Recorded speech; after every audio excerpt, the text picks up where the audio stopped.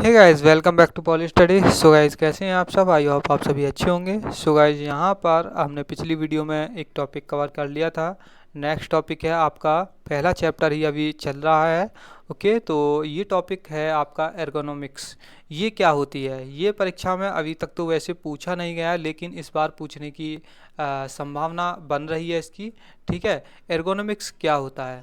तो ये क्या होता है, इसको मनुष्य या मशीन के मध्य संबंध तथा शारीरिक संरचना, जीवन पद्धति तथा मनोवैज्ञानिक सिद्धांतों का प्रयोग करके मानव मशीन संबंध से होने वाली समस्याओं का समाधान करने से परिभाषित किया जा सकता है। कहने का मतलब उसका ये है कि आप हो, ठीक है, या मशीन हो, उनके मध्य इस तरीके का संबंध हमें बनाना पड़ता है कि जिससे कि मतलब आपको कोई कठिनाई ना हो। ठीक है, मशीन को कठिनाई हो कोई दिक्कत नहीं है, लेकिन आपको कठिनाई ना हो। और आपको मशीन के अनुरूप नहीं बनना है।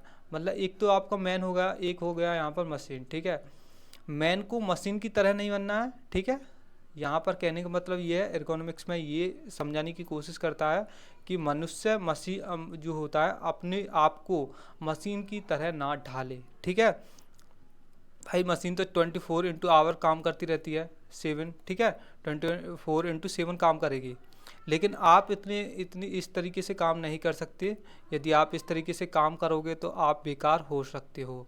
तो यहाँ पर वो कहने का मतलब ये है, एर्गोनॉमिक्स में इसको मनुष्य तथा मशीन के मध्य संबंध या और शारीरिक संरचना, जीवन पद्धति आपकी कैसी है, या मनोवैज्ञानिक, ठीक है, सिद्धांतों का प्रयोग करके मानव और मशीन के संबंध से होने वाली जितनी भी समस्या है उसका संबंध जो समाधान है वो एर्गोनॉमिक्स निकालता है। ठीक है, ये एर्गोनॉमिक्स का तरीका है।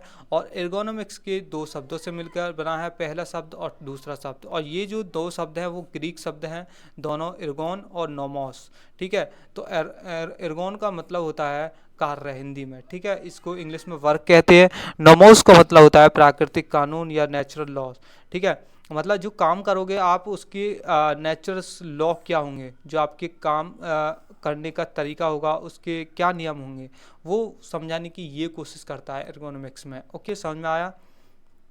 नेक्स्ट आगे क्या है इसमें, ये है कि इसका जो उद्देश्य या लक्ष्य होता है ये क्या होता है, यह इसका क्या उद्देश्य होता है। तो इसका उद्देश्य ये होता है कि किसी भी मशीन को उसके उपयोगकर्ता के अनुरूप बनाना होता है, न कि उपयोगकर्ता स्वयं को मशीन के अनुरूप ढाल ले। मैंने पहले ही शुरू में आपको बताया था, जैसे कि यहाँ पर मैन हो गया, ठीक है, मैन, और यहाँ पर आपकी हो गई मशीन। ठीक है, मैन एंड मशीन।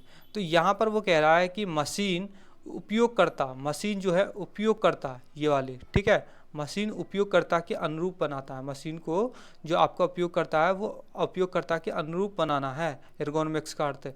ठीक है, ना कि मैन मशीन वो आदमी को या मनुष्य को या कारीगर को मशीन के अनुरूप ढाल ले। ठीक है, इसका कहने का मतलब ये होता है, या हमारा ये उद्देश्य होता है, या हमारा ये तरीका होता है।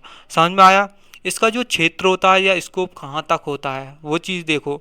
इसका जो क्षेत्र होता है या स्कोप होता है वो होता है, नंबर 1 जैसे कि आपका मानव या मशीनन के मध्य संबंध स्थापित करना।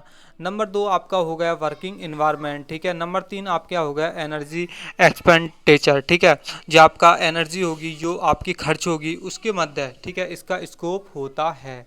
नेक्स्ट आगे देखते हैं।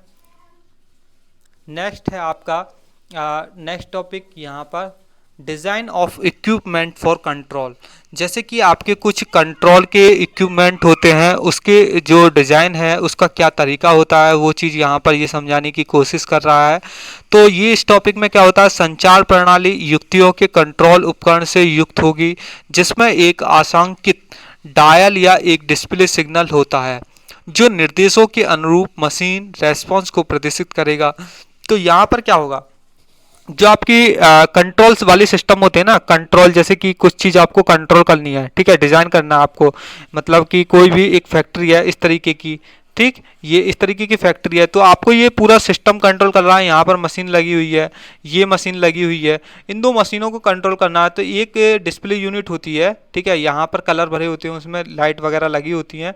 तो वही चीज़ यहाँ पर कह रहा है कि जिसमें एक अंशांकित डायल, या उसको हम बोलते हैं एक डिस्प्ले यूनिट, ठीक है, हो सकता है। जो निर्देश जो भी हम निर्देश देते हैं उसके अनुरूप मशीन रेस्पॉन्स करेंगे, ठीक है। बंद करना है, चालू करना है, वो सभी चीज़ यहाँ पर रेस्पॉन्स को प्रदर्शित करेगी। उसमें ही ये तरीके का डिजाइन हमें करना होता है।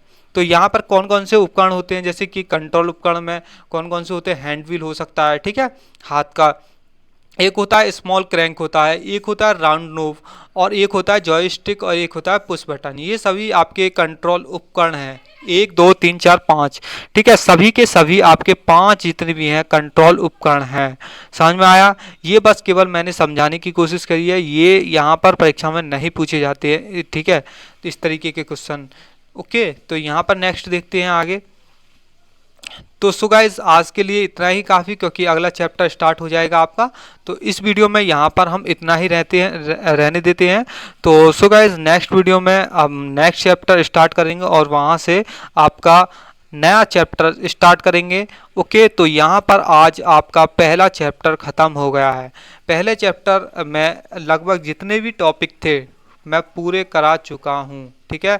जितने भी टॉपिक्स हैं टोटली पूरे हो चुके हैं, और जो क्वेश्चंस नए हैं जो कि इस चैप्टर में नहीं दिए हैं तो, और जो कि परीक्षा में आ जाते हैं, ठीक, तो उनको मैं लास्ट में आपको करा दूंगा। जैसे कि 2 क्वेश्चंस इसमें हैं और वो इस एक्सरसाइज में दे रखे हैं, बाकी इनमें नहीं पूछे जाते हैं, वो आ जाते हैं कभी कभी जब एग्जामिनर को पेपर हार्ड बनाना होता है, ठीक है। तो वहाँ पर मैं क्या करूँगा, लास्ट में उन क्वेश्चनों का आंसर्स मैं आपको अच्छे से समझा दूंगा और कर लेना, ओके। तो नेक्स्ट वीडियो में नेक्स्ट चैप्टर स्टार्ट करेंगे। सो गाइस वीडियो को शेयर करना ना भूलें, ज़्यादा से ज़्यादा शेयर करें, ओके। मिलते हैं नेक्स्ट वीडियो में, थैंक यू।